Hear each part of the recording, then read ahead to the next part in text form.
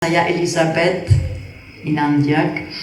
Saya lahir di Perancis 62 tahun yang lalu. Bukan cinta, bukan sayang, tapi saya penasaran ya.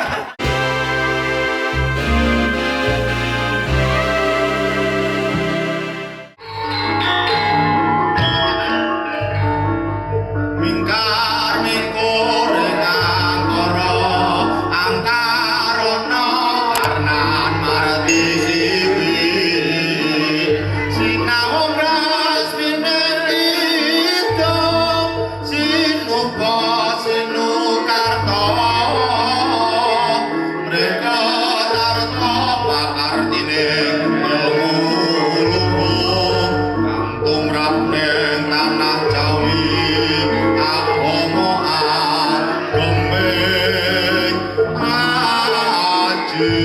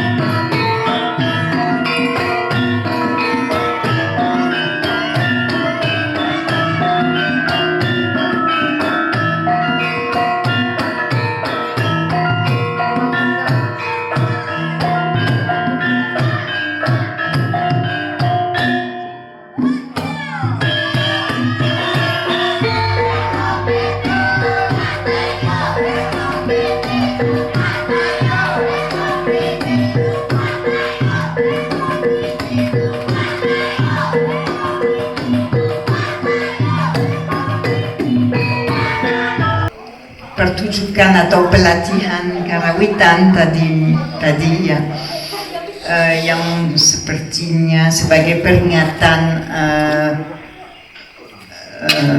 pernyataan UNESCO karawitan sebagai warisan dunia. Memang kebetulan juga menyambut malam bulan purnama pencerahan Sang Buddha, dan sebetulnya bukan kebetulan karena waktu saya mendengar latihan itu penuh semangat, penuh keceriaan, penuh keberanian, penuh kejujuran, penuh kebersamaan, dan semua sifat-sifat baik yang memang kita semua perlu kembangkan untuk mencapai pencerahan ya. Jadi sepertinya kelompok ibu-ibu, anak-anak dan bapak-bapak di Dusun Krecek sudah menjelang pencerahan lewat karawitan juga bisa ya. Itu luar biasa. Dan ya, itu dari saya dulu, tapi bagaimana saya yang harus memperkenalkan saya?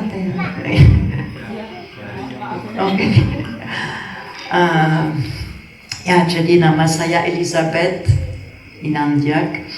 Saya lahir di Perancis 62 tahun yang lalu. Tapi saya sudah di Indonesia sejak sekitar 30 tahun lebih, tapi sering pulang dan jalan-jalan di seluruh dunia. Saya memang wartawan dulu keliling dunia, tapi menjadi penulis juga, dan saya menulis kembali Serat Centini yang menjadi terkenal ya di Indonesia. saya juga punya anak satu, orang Indonesia yang menikah dengan anak saya namanya Sarah, dan dia menikah dengan Eros Chandra yang gitaris Ceylon Seven, dan saya punya cucu satu yang sudah 11 tahun, dan apalagi ya, dan saya juga sejak gempa bumi di Jogja tahun 2006 mulai ya kebetulan juga terjun atau melibatkan atau menemani masyarakat yang kena bencana alam, jadi bukan lewat LSM tapi cuma sebagai pribadi, dan saya mulai di Bantul di Dusun Bebean, Panda.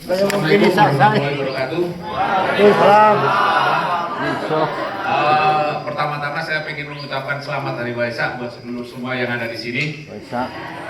Semoga semua acara kerunutan apa semuanya berjalan dengan lancar dari awal sampai akhir. Amin. Perkenalkan, nama saya Tanto, asli Jebol Paraan. Tapi saya sekarang sedang menetap di Jakarta. Iya. Saya Parakannya tepatnya di Desa Teraji. Jadi saya buat saya pribadi, gamelan seperti ini bukan hal asing, tapi saya nggak ngerti sama sekali.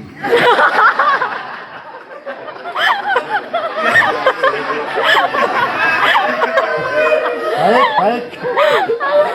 Mungkin itu salah satu kekurangan yang kedepannya mungkin saya bisa perbaikin. Kurang apa, Soalnya Mas? terus terang, di Teraji itu ada kegiatan kebudayaan juga setiap satu suro atau Satu Muharram. suro, ya betul. Betul ya Pak? Pak Lurah yang jadi mantan itu. Setiap tahun Pak mau. Tiap tahun. Setiap tahun itu Pak Lurahnya, Bu Lurahnya jadi mantan di Setiap sono. tahun. Dari awal saya lahir di Solo sampai sekarang ini saya untuk memperhatikan wayang aja susah. Dan apa yang harus saya sampaikan sekarang ini udah diambil semua tadi ya. Jadi saya jadi bingung harus ngomong apa. Cuman saya tertarik sama Ibu Elizabeth juga. Bukan cinta, bukan sayang, tapi saya penasaran ya.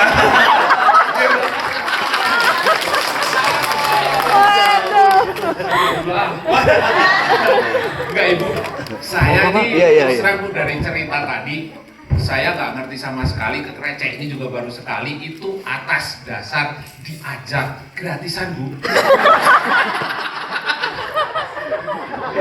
Tapi dengan sekilas Ngono kono dagelane menang ya. besok ya udah ya Pak ya. Jadi sekilas apa yang saya lihat, yang saya rasakan di sini benar-benar luar biasa, jauh dari apa yang saya rasakan di Jakarta Bu. Nah, tadi dari penjelasan Ibu yang telah melalang buana ke, saya nggak tahu juga sih kemana aja sih Bu. Saya pengen semacam saran, contoh buat saya sendiri atau masyarakat yang ada di dusun Krecek sini, apa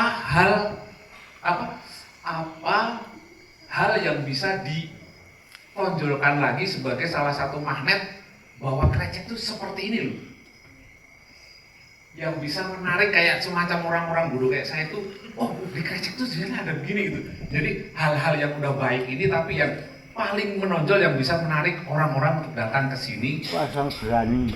Nah, jadi contoh apa? Kalau saya sih sebenarnya kalau pernah di sini kekeluargaan, kegotong royongnya luar biasa. Tapi dari pengalaman Ibu yang luar biasa ini, apa yang bisa diambil lagi untuk lebih bisa ditonjolkan lagi ke masyarakat, khususnya Indonesia ini yang sekarang menurut saya belum dalam tahap baik-baik saja gitu. Mantap Bu, bos aku grogi Bu nih Bu.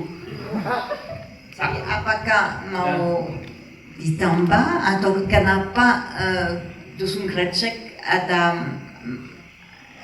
begitu menarik atau apa pertanyaannya? Ya kenapa? Ya, mungkin saya Saya merasa karena mereka, menurut saya kalau saya datang ke sini, saya punya kesan bahwa relief-relief yang ada di Borobudur hidup kembali. Ya, jadi bisa memahami. Ya. Ya.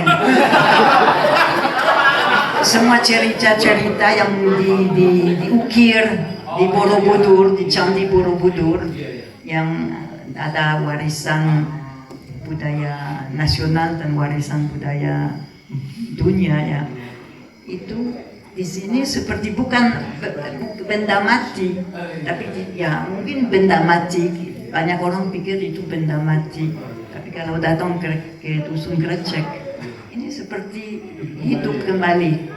Jadi ada rasanya, saya pikir ya kerinduan bagaimana dari Borobudur abad ke-19 ya, ke-9 atau 8 ya, bagaimana ajaran kehidupan kebudayaan yang diukir dulu masih bisa dilaksanakan di sini. Dan saya pikir satu-satunya tempat yang saya kenal di Jawa Tengah yang begitu, dan itu ajaib juga bagaimana relief bisa hidup. Ya, apakah bisa memahami maksud saya? Mungkin sedikit aneh ya, tapi ya.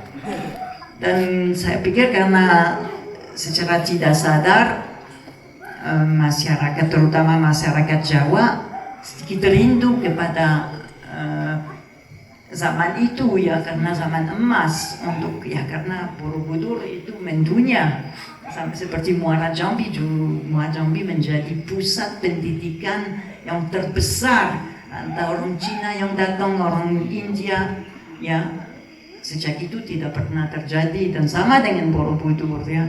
Jadi, dan itu apalagi di Borobudur relief-relief yang penuh keindahan, penuh kesentuhan, penuh kebajikan ya, kebaikannya. Jadi ya itu yang saya merasa, dan mungkin secara tidak sadar mungkin orang-orang lain yang datang mungkin begitu ya. Nyaman berasa di sini, Bu. Iya. Saya ini seperti merasa mayoritas di tengah minoritas saya ini.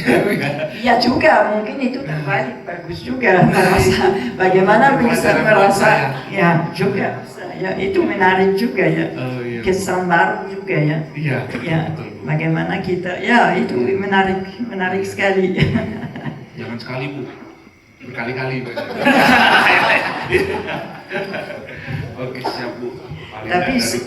Tapi tidak usah, menurut saya tidak usah diiklankan, dijual ya Grecek, jangan sampai menjadi tempat pariwisata ya.